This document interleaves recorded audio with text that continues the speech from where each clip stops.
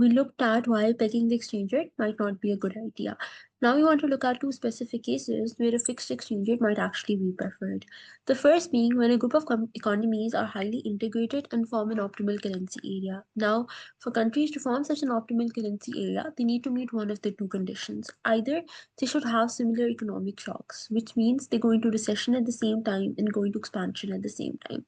Because in this case, they would want to impose the same monetary policy anyways if they're experiencing similar economic shocks. So then in this case, losing independent monetary policy, which we talked about as a disadvantage of fixed exchange rate regime with under perfect capital mobility, is not that costly anymore because there isn't that much need of an independent monetary policy now. Because if they're experiencing similar shocks, they would want the same monetary policy anyways.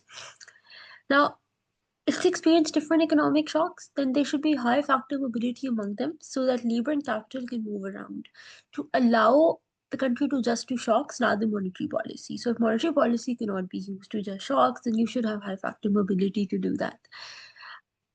The second case where the fixed exchange rate might be preferred would be where you cannot trust the central bank to follow a responsible monetary policy.